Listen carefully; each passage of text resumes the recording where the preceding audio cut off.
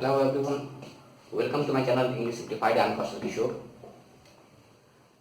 1952 में जब हमारा कॉन्स्टिट्यूशन जो है वो हमने अडॉप्ट किया था, तो इलेक्शंस के बारे में जो हमारे फर्स्ट प्राइम मिनिस्टर थे उन्होंने कहा था कि हमारा जो फ्रीडम स्ट्रगल रहा है उसमें जो लोग पढ़े लिखे नहीं हैं उनका भी बहुत बड़ा योगदान है। तो सिर्फ इसलिए कि वो पढ़े लिखे नहीं हैं इसलिए उनको इलेक्शन कंटेस्ट करने से बाहर नहीं किया जा सकता। बिल्कुल सही था, ये सही किया था उन्होंने। इसका नतीजा ये हुआ कि हमारे जो फर्स्ट एजुकेशन मिनिस्टर थे वो एक मदरसे के प्रोडक्ट थे। ठीक, फिर काफी दिनों के बाद 2014 में एक क्लियर मेजोरिटी की गवर्नमेंट बनी सेंट्रल में। उसमें जो एजुकेशन मिनिस्टर थी वो कभी ग्रेजुएट हो जाती थी, फिर कभी +2 हो जाती थी। अब पता नहीं ये डिग्री था या च्युइंगम कि अपने कन्वीनियंस के हिसाब से लंबा कर दो या कभी छोटा कर दो। The reason why I raise up this issue is be it 2020 और be it 1952, the plight of the education in this country remains the same. जो एजुकेशन रहा है इस देश का वो शुरू से ही बहुत अजीब सा रहा है। मैं अपने वीडियो में बार बार कहता हूं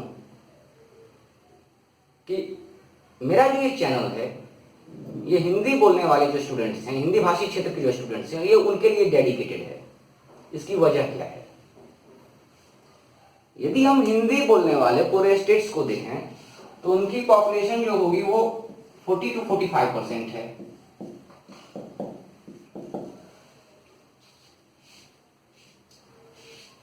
ये बैकवर्ड स्टेट्स हैं आमतौर पे।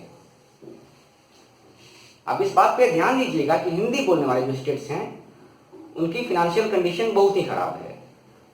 इसकी वजह क्या है?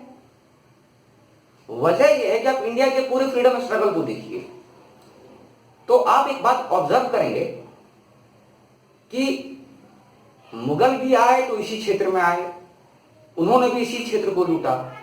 ब्रिटिश आए, वो भी इसी क्षेत्र में आए, उन्होंने इसी क्षेत्र को लूटा।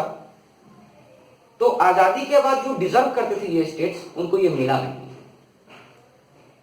तो रीजन ये हुआ कि इनका जो फाइनेंशियल कंडीशन है या एजुकेशन की जो कंडीशन है ये बुरी होती गई। यदि हम एवरेज निकालें इनका तो 32,000 पर एनम जो है, पर एनम का मतलब हो गया पर ईयर। ये एवरेज इनकम होता है हिंदी बोलने वाले स्टेट्स के लोगों की। इंडिया में जो ये हाईएस्ट है ये दिल्ली में है जो लगभग 3,03,000 रुपए पर एनम है। अब इन स्टेट्स के साथ प्रॉब्लम क्या है कि यहां की जो एजुकेशन पॉलिसी है उसमें इंग्लिश अपीयरिंग नेचर का है। बिल्कुल ये बातें आप लोग जानते होंगे। तो बच्चे अटेंशन पे करते नहीं है शुरू से। तो वजह, इसका रीजन क्या होता है या इसका रिजल्ट ये होता है अंत में जाके कि इनकी इंग्लिश कमजोर हो जाती है। बाकी हर सब्जेक्ट पे इनकी पकड़ अच्छी होती है। तो ये कहीं यदि लैग कर रहे होते हैं तो ये इंग्लिश में ही लैग कर रहे होते हैं। तो सिंस मैं बिहार से ही आता हूं तो जब मैं भी दिल्ली आया था तो मैंने भी यही बातें नोटिस करी थी कि जितने भी ये स्टूडेंट्स उस टाइम में हुआ करते थे मुखर्जी नगर में, यूपीएससी के जो भी एस्पायरेंट्स थे, उनका सब कुछ अच्छा है, बस इंग्लिश कमजोर है। बहुत सारे स्टूडेंट्स तो ऐसे होते थे कि उनकी जो मेंस की कॉपीज है वो सिर्फ इसलिए चेक नहीं हो पाती थी क्योंकि उन्होंने यूपीएससी का मेंस जो है उसके इंग्लिश के पेपर को क्वालिफाई ही नहीं किया था। तो इसीलिए मैंने सोचा कि एक चैनल मैं डेडिकेटेड दूं उनके लिए। बहुत सारे चैनल अवेलेबल्स हैं, ऐसा नहीं है कि सिर्फ मेरा ही चैनल है, लेकिन सिर्फ उस एरिया को फोकस करके मुझे लगता है कि ऐसा चैनल शायद बहुत कम है या नहीं के बराबर है। चलिए अब इससे हम आगे बढ़ते हैं। प्रॉब्लम ये होती है जब बच्चे इंग्लिश की प्रिपरेशन शुरू करते हैं तो उनको कुछ पता होता नहीं, खासकर तो कोचिंग इंस्टीट्यूट वाले क्या करते हैं, वो जो उनको पढ़ाते हैं तो उनको सिर्फ जो उनके कोचिंग इंस्टीट्यूट के नोट्स होते हैं सिर्फ वो दिया जाता है, उनको टेक्स्ट बुक से दूर कर दिया जाता है। आप एक बात ध्यान दीजिए, यदि आप वास्तव में चाहते हैं कि आपको किसी भी सब्जेक्ट की अच्छे से नॉलेज हो तो प्लीज टेक्स्ट बुक पढ़ा कीजिए। दिमाग से आप इस बात को निकाल दीजिए कि सिर्फ यूट्यूब वीडियो देख के आप इंग्लिश बोलना सीख जाएंगे या आप कोई कॉम्पिटिटिव एग्जाम क्रैक कर देंगे। मेरा मानना है कि ये थोड़ा टफ है, तो अच्छा है कि आप टेक्स्ट बुक जो है उसको पढ़ा कीजिए। वीडियो में क्या होता है, हम आपको पढ़ने का सही तरीका बता सकते हैं, हम आपको ये बता सकते हैं कि पढ़ाई कैसे करें आप। यदि कोई 400 पन्ने की किताब है तो हम आपको यह बता सकते हैं कि इसमें से कौन कौन सा चैप्टर इंपॉर्टेंट है, कहां कहां से क्वेश्चंस आते हैं ज्यादा।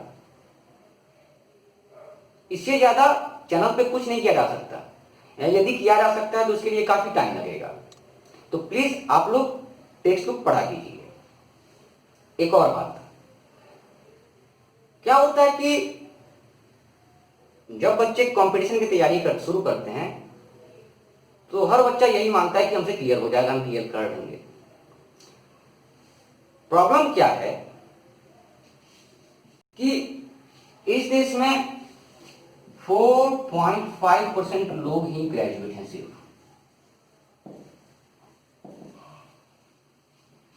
सिर्फ इतने लोग ही ग्रेजुएट हैं।